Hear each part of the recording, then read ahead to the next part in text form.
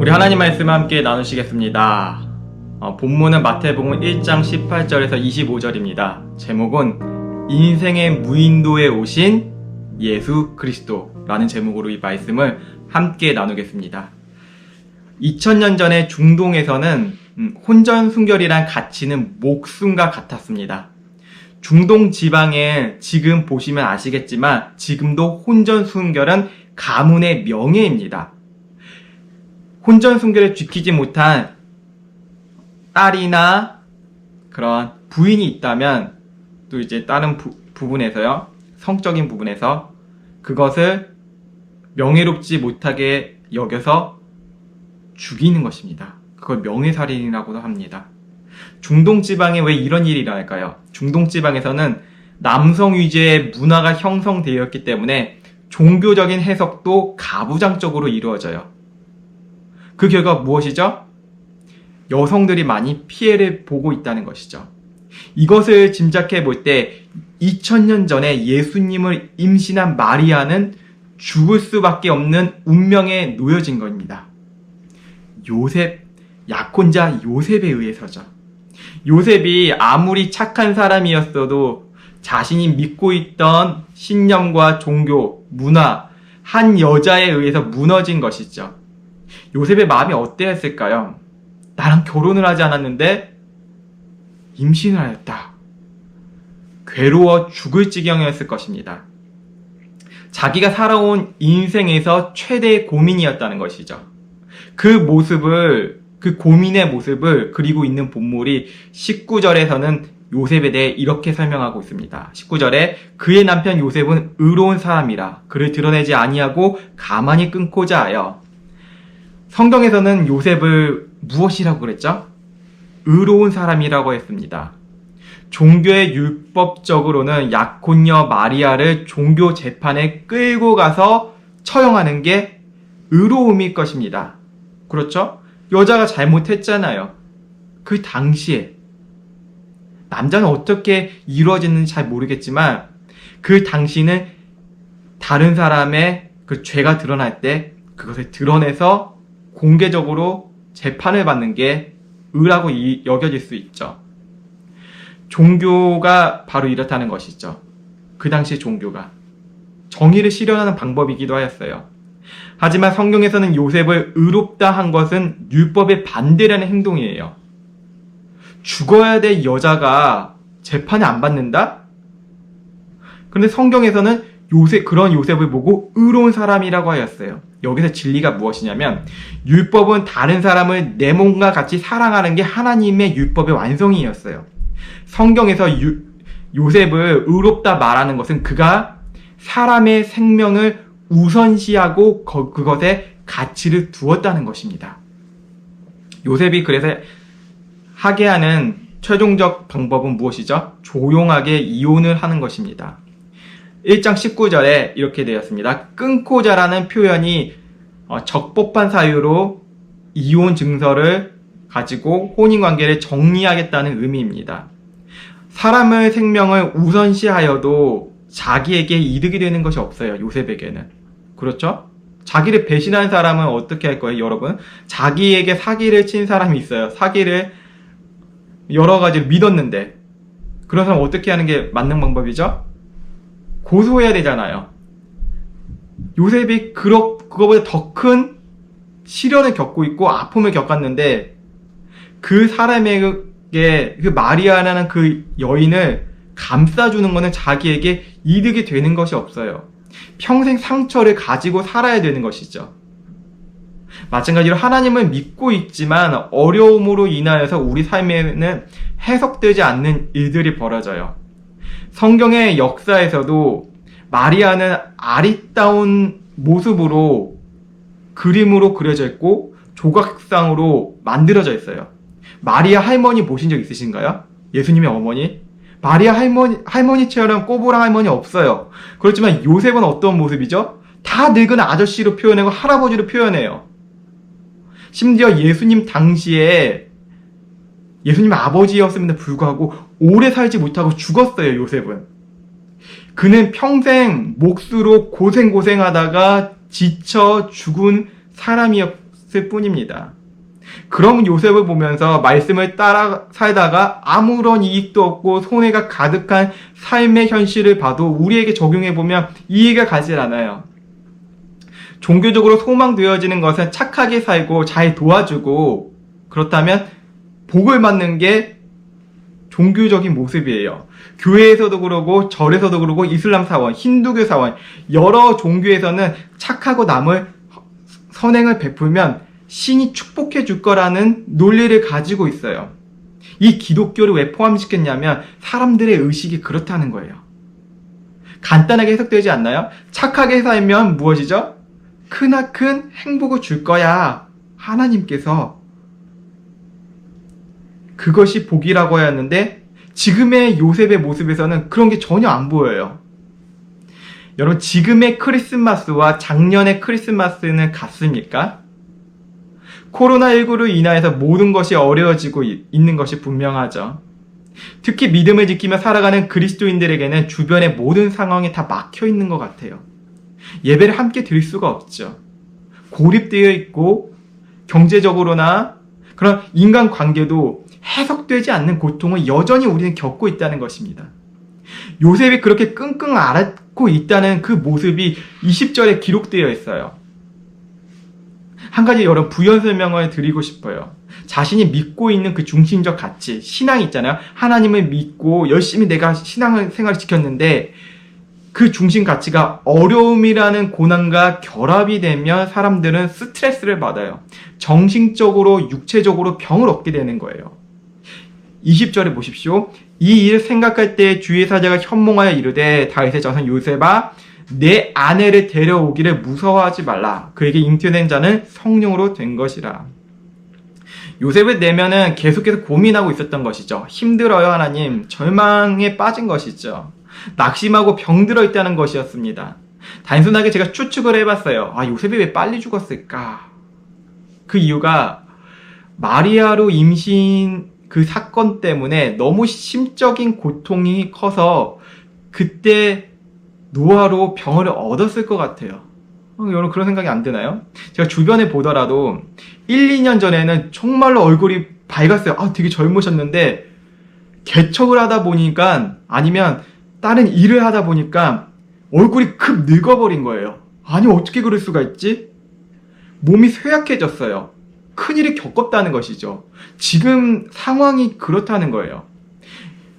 정말 마음 아픈 일 아니겠습니까? 여러분 주변 분 보시면 아시죠? 자기 얼굴을 봐도 알지 않을까요? 내가 너무나 힘들게 큰 일을 겪으면 신앙적으로 하나님을 열심히 위해 살다가 스트레스를 너무 크게 받으면 병으로 돌아가신 분도 계세요. 그렇지만 한번 생각해 봅시다. 이러한 일을 겪었어요, 요셉이. 요셉이 다시 생기를 띨 수 있는 것은 무엇입니까? 무엇이죠, 요셉이? 해결이 된 게 있잖아요. 여기서 말씀을 보면. 바로 하나님의 말씀이 임할 때 다시 살아난 것입니다. 이것이 바로 복음이에요. 여러분 생각해보면 그런 것 같습니다. 모든 사람들이 자신만의 무인도에서 살아가고 있어요. 무인도에 살게 되면 그 섬안의 세계관이 형성돼요. 우리나라도 삼면이 바다죠. 위에는 뭐가 있죠? 북한이 있어요. 어디도 갈 수 없어요. 좀 답답한 모습이 있어서 해외여행을 제일 잘 가는 민족인 것 같기도 해요. 여러분 흔히 견문을 넓히기 위해 해외여행을 하시는 분들이 많이 계시는데 그만큼 세상은 다양한 세계로 형성되었다는 것을 확인되어지죠. 그렇지만 우리의 육신은 한계가 있어서 전 세계를 여행하고 갔다 와도 여행 후유증이라는 게 생겨요. 후유증. 무인도로 다시 돌아온 것 같은 생각. 일상의 무인도에서 다시 살아가야 된다는 그런 적응을 다시 해야 된다는 거죠. 또 다른 면을 생각해보면 기독교 신앙을 갖고 있지만 동일하게 진리의 자유함 없이 무인도에 갇혀있는 사람들이 많습니다. 교회를 다니지만 제가 목사와 같이 설교를 하지만 봉사와 전도를 하지만 어딘가에 보이지 않는 신앙의 무인도에 갇힌 것입니다. 신앙의 무인도에 갇히게 되면 종교적인 행위에 더 열심히 해요. 여기 벗어나봐야지. 뭔가 해봐야지. 영적인 무인도의 삶을 계속 살아가게 되면 기독교에 대한 어느 순간 권태감을 느껴요. 지겨웠다는 거예요. 교회 다니는 게 지겹다는 거예요. 목사님 설교 듣는 게 지겹다는 거예요. 심지어 목사가 설교하면서도 지루함을 느낄 수도 있어요. 아, 또 설교야, 또 설교. 제가 아주 예전에 그런 예화를 들었어요. 목사님이 계속 자고 있어요. 근데 일어나지 않는 거야. 그때 목사님 어머니가, 야, 일어나야지. 이제 설교 교회 갈 준비해야지. 목사가 교회를 안 가려고 하는 거예요. 너무 피곤하고 성도들은 스트레스 받으니까. 그러면 권태감을 느낀다는 것이죠. 영적인 무인도에 갇히면. 그때 뭔가 신박한 게 딱 들어와요. 예수님이 저기 계시대. 죽은 사람이 다 살아났대. 이런 일들. 요한계시록의 그 말씀과 같이 기적들 같이 막 일어나면 어떻게 될까요? 사람들이 기독교 버리고 저기로 가자. 지금 그 모습이 어떤 모습이냐면 사이비 종말론 이단 세상의 향락에 빠지는 것 같은 모습이에요. 루터가 어떻게 했죠? 신앙적으로 자신을 학대했어요. 영적인 무인도에서 권태감을 느끼는 것이죠. 예수님은 진짜 못 만났으니까. 하나님을 믿고 루터는 뭐였어요? 목사님과 같은 그런 직분이 있었어요. 그렇지만 자기의 삶이 하나님 앞에 더 나아갈 수 없고 하나님한테 맨날 죄스러운 거예요. 그래서 자기의 몸을 막 때렸어요. 말이 안 되는 것 같죠? 그렇게 돼요. 영적인 무인도에 갇혀 있으면 자기 힘으로 예수님을 믿어보고 신앙을 지켜보겠다는 모든 종교가 가지고 있는 공로 사상에 빠지는 거예요. 그럴수록 인생의 고민과 짐은 더 커지고 나 또는 교주와 같은 우상에게 주목을 받으려고 그 교주를 기쁘게 하려고 노력하면서 모든 것을 쏟아내려는 것이죠. 교회에서 권태감을 느끼는 사람들은 사람에게 뭔가 잘 보이기 원해요. 너무나 잘 보이기 원해요. 나 좀 주목해줘요. 생명력을 잃은 교회예요. 그게 바로. 동일하게 하나님의 은혜를 쉽게 생각해서 믿음만 있으면 된다는 사고방식으로 게으름도 마찬가지예요. 기독교 신앙을 대충대충 하는 것은 기독교가 아니에요. 하나님이 나를 구원해 주시겠지, 끝, 이제 내 마음대로 살아야지, 내가 하고 싶은 걸 랄랄라 이런 모습이 기독교가 아니에요. 다 똑같아요. 극단과 극단은 서로 똑같다는 것이죠. 율법주의와 율법의 나태주의, 무율법주의가 똑같다는 거예요. 여러분, 이 복된 시간을 의미하는 성탄절의 진정한 복음이 무엇입니까? 영적인 무인도에서 아무것도 할 수 없는 나를 구원해 주시기 위해서 예수님을 믿는 것입니다. 아니, 나 예수님 믿고 있는데. 그게 아니고요. 진짜 복음이 뭔지 믿어야 된다는 거예요. 믿는다는 것은 고난과 고통, 그 삶의 현실을 수반될 수밖에 없다는 것을 요셉을 보시면 알 수 있습니다. 예수님 믿으면 고난이 있을 수밖에 없다는 것이죠. 그 시간이 언제 하나님의 말씀으로 해석되어 이 땅에서 영생을 맛보며 살지는 다 알 수 없습니다. 평생 해석되어지 않을 수 있기에 우리에게는 복음이 필요합니다. 그 복음이, 다시 말씀드리면, 우리의 영적인 무인도에서 예수님께서 먼저 나를 향해 찾아오셨다는 것을 믿는 것입니다. 교회를 다니는 게 아니고요, 예수님께서 나에게 먼저 오셨다는 거예요. 창세기에 보시면 아담의 생명이 저절로 생겨났나요? 아담이 이렇게 누워있다가 잘 잤다, 나 생명 생겼네, 이게 아담의 모습일까요? 그렇지 않죠. 창세기 2장 7절에 이렇게 나왔어요. 여호와 하나님이 땅의 흙으로 사람을 지으시고 생기를 그 코에 불어넣으시니 사람이 생명이 되니라. 생명체가 되었다는 거예요. 흙과 먼지는 우리가 밟으면서 살아갑니다. 여러분, 그게 너무 소중해요. 그런 사람 있어요? 흙과 먼지가 너무 소중해서 우리 집에 가득 채울 거야 라는 사람 있나요? 집으로 가져와서 너무 사랑스러워, I love you so much, 이런 사람은 없죠. 집에 굴러다니는 그 먼지를 보면서 청소하다가 먼지가 굴러다녀요. 그것을 크리스마스 트리에 장식해야지, 아름답네 라는 사람도 없어요. 생명이 없고 아무런 가치가 없는 것에 하나님께서 호흡을 불어 넣으시자 그때 무엇이 되죠? 살아있는 생명체가 되는 거예요. 하나님께서 생기를 사람의 어디에 불어 넣으셨죠? 코에 불어 넣으셨어요. 말씀으로 온 세상을 창조하신 하나님께서 그렇게까지 행동을 하셔야 됐을까요? 코에 바람 안 넣으셔도 되잖아요. 그냥 말씀으로 아담 일어나, 쫙 일어날 수 있잖아요. 그렇지만 하나님께서 흙으로 만든 그 아담의 모형에 생명을 넣으셨어요. 호흡을 넣으셨다는 것이죠. 이것은 무슨 이유냐면 인간의 삶과 죽음은 하나님 안에 있다는 것을 의미합니다. 모든 시작이 하나님이며 끝도 하나님이시라는 것을 나타냅니다. 아브라함도 우상을 만드는 아버지 데라의 아들이었죠. 그 마찬가지로 그도 생명이 없는 우상을 만드는 아버지의 영향에 많이 노출되어 있었어요. 자기도 당연히 우상 만드는 일을 해야 됐어요. 생명이 없는 우상을 만드는 일. 우상이 뭔지 아시죠? 어떤 조각상을 보면 그것에 대해서 절하고 그러는 거 우상이에요. 아주 옛날부터 그런 것들이 있었어요. 그 직업을 물려받아야 할 아브라함을 어떻게 하시죠? 먼지와 티끌과 같은 그 인생에 먼저 찾아오셨다는 거예요. 생명을 넣어주셨어요. 아담에게 해주신 것처럼. 동일하게 신약도 마찬가지예요. 신약에서도 예수님께서 어떻게 하셨죠? 제자들에게 먼저 찾아오셨어요. 그 제자들이 인생의 무인도에 갇혀서 자기만의 세계관으로 그냥 일상을 살았어요. 제자들도 이런 생각을 했지 않을까요? 학교를 어떻게 다녀야 될까? 뭐 그때 당시에는 어떤 학교가 있었지 모르겠지만 먹고 사는 일에 심각하였고 인간관계에 대해서 염려하며 갈등하며 살았다는 것이 복음서를 보면 알 수가 있어요. 제자들이 그렇게 살았어요. 다투고 그랬잖아요. 시기하고 마치 먼지가 뒤엉켜서 날아가듯이 인생의 여러 가지의 영향과 관계에 얽히고 섞이는 나날들을 보냈다는 것이죠.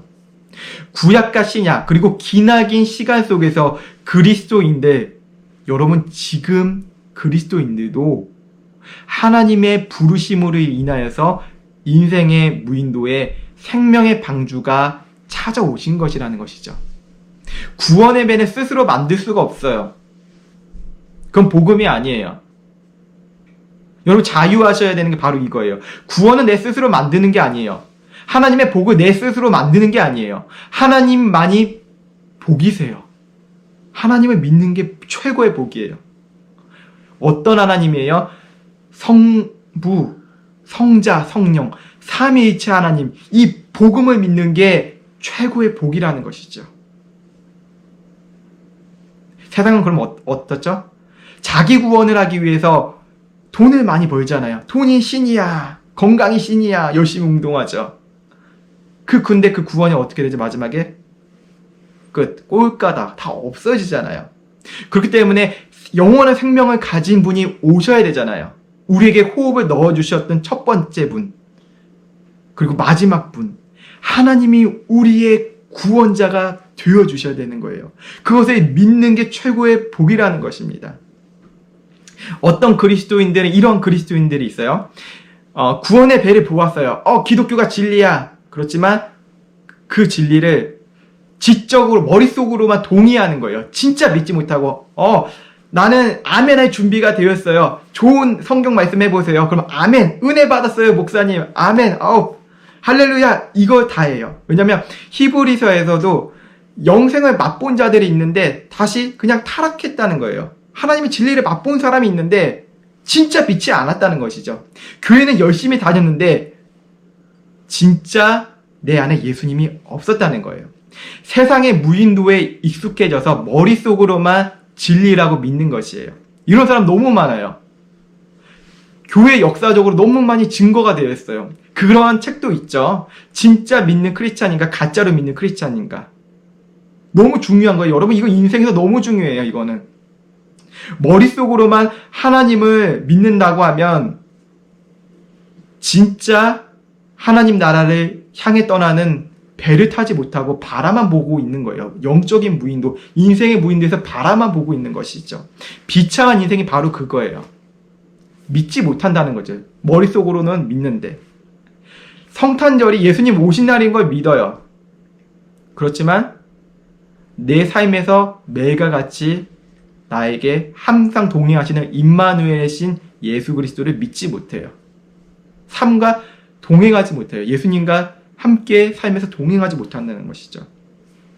저와 여러분은 각각 예수님을 믿게 된 경로와 상황은 다릅니다. 한 가지 공통된 상황이 있는데 예수님께서 우리를 먼저 아셨고 우리를 인생의 무인도 가운데 부르셨다는 것입니다. 아무도 찾아올 수 없는 그 황량한 무인도, 나의 외로움이 가득 차 있는 인생의 무인도. 너무 외로운 분 많으시죠? 연예인들이 그렇게 인기를 많이 얻는데 외롭다고 그래요. 언제 나의 인기가 떠나갈지 모를까 불안해해요. 마찬가지예요. 모든 사람들이 그걸 주목받고 싶어해요. 그렇지만 외로워요. 인생의 무인도에 갇혀있죠. 그 인생의 무인도 가운데 예수님께서 부르셨어요. 부르심은 말씀의 임재함으로 나타내게 되는데 바로 성경에 기록된 예수님께서 우리를 위해 하신 것을 믿는 것이에요. 요셉이 어땠죠? 근심과 걱정의 시간이 가득했죠. 내 약혼자가 임신을 하는 거에 대해서. 그렇지만 그가 어떻게 변화했죠? 하나님의 말씀으로 인하여서 그 근심과 걱정이 새로운 사명이 되었어요. 이게 기독교예요. 여러분의 인생의 고통과 어려움은 우리의 주님께서 사명의 기쁨으로 바꿔주시는 거예요. 본문 1장 24절에 이렇게 기록되어 있어요. 천사가 요셉에게 이렇게 이야기해요.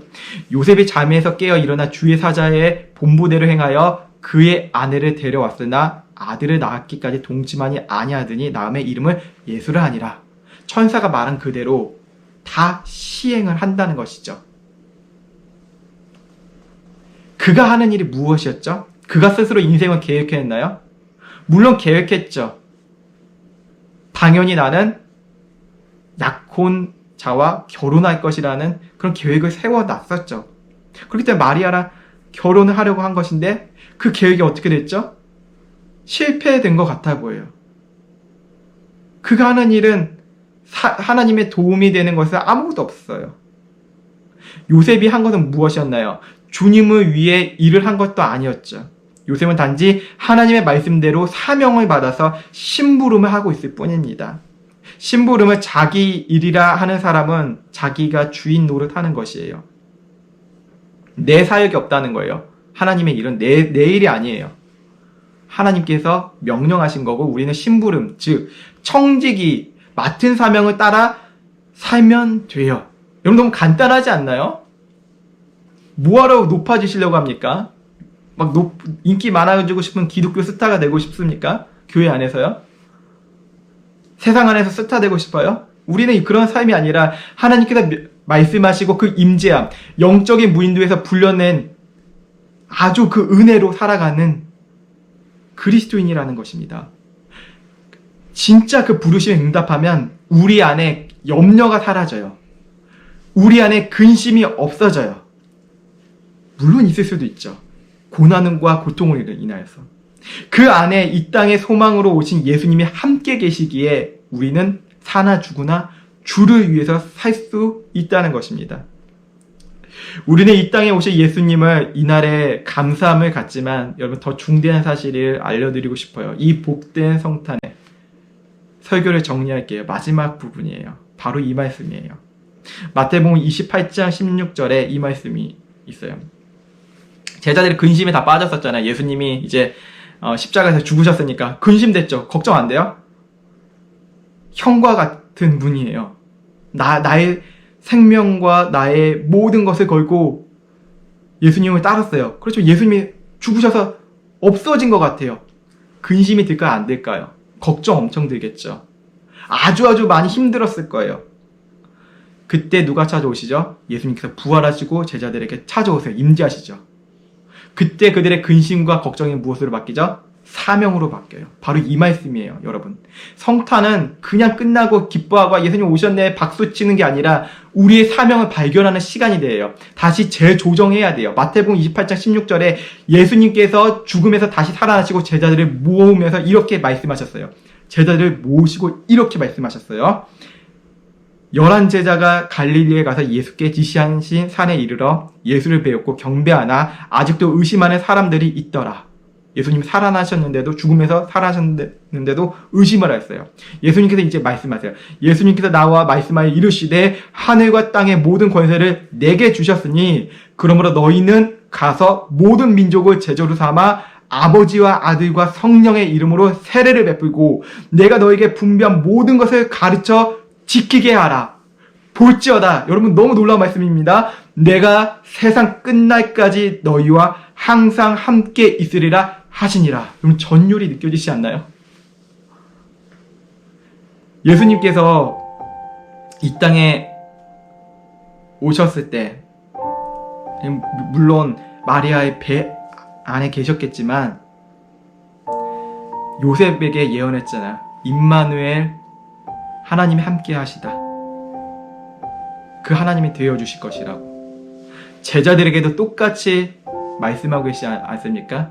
내가 비록 다시 승천하고 하늘로 가지만 나는 너희들과 항상 함께 있을 거야. 이 말씀 너무 놀랍지 않으세요? 성탄의 이 말씀이 퍼져야 된다는 게. 우리 예수님께서는 2000년 전에 오셨습니다. 그러나 지금의 성탄절은 하나의 행사가 되어버리고 세상에서는 그 성탄절의 의미가 퇴색되어 버렸죠. 우리 예수님께서는 2000년 전에 오셨지만 지금 우리와 임마누엘 하나님으로 영원히 함께 계세요. 인생의 무인도를 벗어나 영원한 하나님 나라로 인도해 주시기 위해서 나는 너희와 항상 함께 할 거야 라고 말씀해 주신 것입니다. 요셉의 근심과 걱정, 해석되지 않는 삶, 그렇지만 하나님의 말씀으로 인하여서 그의 삶이 바뀌었죠. 사명의 삶으로, 청직의 삶으로. 제자들 근심한 것도 똑같았어요. 우리 인생에도 똑같죠. 내가 해석이 안 돼요. 하나님 어떻게 해야 될까요가 아니라 기다리세요. 고통 가운데, 힘든 가운데 우리보다 예수님께서 먼저 기다리셨고 고통을 다 겪으시고 십자가로서 우리의 모든 죄악을 다 사하셨고 그 십자가에서 모든 것을 다 이루셨습니다. 그 예수님께서 말씀을 가지시고 심판의 예수님으로 다시 이 땅에 오실 것입니다. 우리는 그 살아계시고 역사하시는 예수 그리스도를 지금 기다립니다. 이 복된 성탄에 항상 승리하시고 말씀을 통하여서 사명을 재발견되는 거룩하고 복된 시간 되시길 주의 이름으로 축원합니다.